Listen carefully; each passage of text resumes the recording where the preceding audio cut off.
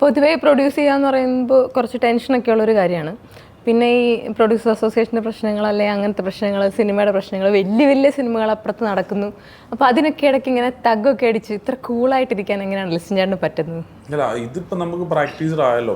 ഇപ്പം ഇവരെങ്ങനെ ഒരു വലിയ റോൾ അഭിനയിക്കുന്നു, അല്ലെങ്കിൽ ഒരു ചെറിയ റോൾ അഭിനയിക്കുന്നു എന്നൊക്കെ പറയുന്ന പോലെയാണ് എങ്ങനെയാണ് ആ റോൾ ചെയ്തത്, അല്ലെ എങ്ങനെയാണ് ഈ റോൾ ചെയ്തത് എന്ന് പറയുമ്പോൾ സുരാജന് എന്ത് പറയാനുണ്ടോ എന്ന് പറയുന്ന പോലെയാണ് നമുക്ക് ഒരു വലിയ സിനിമ ചെയ്യുമ്പോഴും ഒരു ചെറിയ സിനിമ ചെയ്യുമ്പോഴും ഉള്ളത്. അതൊരു ബിസിനസ്സാണ്. അതിനെ ആ രീതിയിൽ നമ്മൾ ഉള്ളി അതിൻ്റെ ഫണ്ട് കണ്ടെത്തുക, അതിൻ്റെ കാര്യങ്ങൾ മാത്രമേ ഉള്ളൂ ഒരു വലിയ ടാസ്ക് എന്ന് പറയുന്നത്. ബാക്കി ഹാൻഡിൽ ചെയ്യുക എന്ന് പറയുന്നത് ഇപ്പം ഞാൻ എല്ലാ ദിവസവും ലൊക്കേഷനിൽ പോയിട്ടല്ല, ഇപ്പോൾ എൻ്റെ കൂടെ ഉള്ളവരാണ് ഇത് ഹാൻഡിൽ ചെയ്യുന്നത്. അപ്പോൾ അതുകൊണ്ടിട്ട് അത് നമുക്കൊരു വലിയൊരു പ്രോസസ്സായിട്ട് തോന്നിയിട്ടില്ല.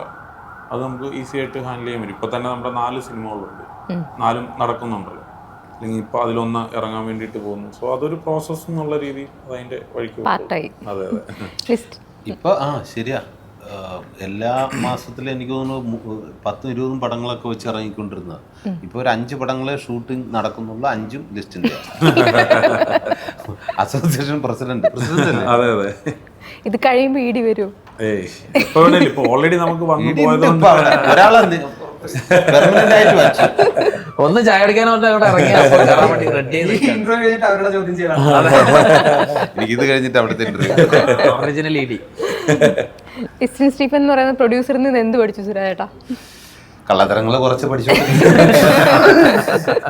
ഇല്ല, പഠിക്കാൻ കാര്യം വെച്ചാൽ അദ്ദേഹം ഒരു 22ാമത്തെ വയസ്സിൽ സിനിമയിൽ വന്നതാണ്. അപ്പോൾ അത്രയും എക്സ്പീരിയൻസ് ഉണ്ട്. അപ്പോൾ നമ്മൾ ഒരു പടത്തിൽ അഭിനയിച്ചതിൽ മാത്രമല്ല, കിടിലം ക്യാരക്ടർ ചെയ്തു എന്ന് പറഞ്ഞതിൽ കാര്യമില്ല, ഇത് ആൾക്കാരിലേക്ക് എത്തുക എന്നുള്ളതാണ്. അപ്പോൾ എത്തിക്കാൻ അദ്ദേഹത്തിന് പിന്നെ പറ്റും എന്നുള്ള പൂർണ്ണ വിശ്വാസമുണ്ട്. കാരണം കുറേ തിയേറ്ററുണ്ട്, സ്വന്തമായിട്ട് ചാനലുകളുണ്ട്.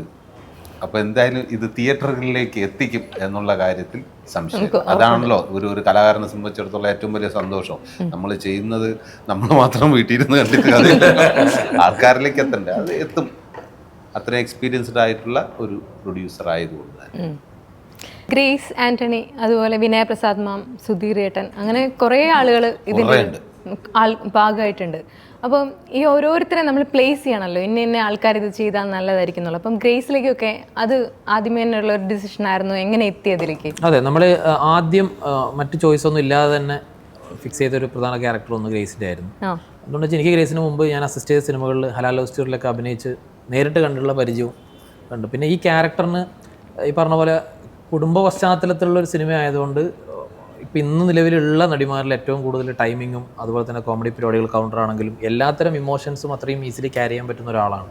അപ്പോൾ ആ അർത്ഥത്തിൽ ഗ്രേസ് ഈസി ചോയ്സ് ആയിരുന്നു. കഥ പറയുമ്പോൾ അവർക്കത് അത്രത്തോളം ഇഷ്ടപ്പെടുകയും ചെയ്തു. അതിൻ്റെ അടിസ്ഥാനത്തിലാണ് ഇപ്പോൾ സിനിമയിലേക്ക് വരുന്നത്. ശ്യാമിൻ്റെ നേരത്തെ കഥ പറഞ്ഞ പോലെ തന്നെ. അതുപോലെ വിനയ പ്രസാദ് മാമിൻ്റെ ആണെങ്കിലും നമുക്കങ്ങനെ അത് പറയുന്നതിൽ പരിമിതികളുണ്ട്. അമ്മയുടെ ക്യാരക്ടേഴ്സ് ആണെങ്കിലും അച്ഛൻ്റെ ക്യാരക്ടേഴ്സൊക്കെ ആണെങ്കിലും, പക്ഷേ അവർക്ക് കിട്ടിയിട്ടുള്ള ഏറ്റവും ബെസ്റ്റ് പെർഫോമൻസ് ആയിട്ട് തന്നെയാണ് എല്ലാവരുടെയും അവരവരുടെ ബെസ്റ്റ് പരിപാടികളാണ് ചെയ്തിട്ടുള്ളത്. ഗ്രേസ് ആയിട്ട് ചേട്ടന് നാഗേന്ദ്രൻ ഹണിമൂണിൽ അതിൽ കോമ്പിനേഷൻ ഉണ്ടായിരുന്നല്ലോ.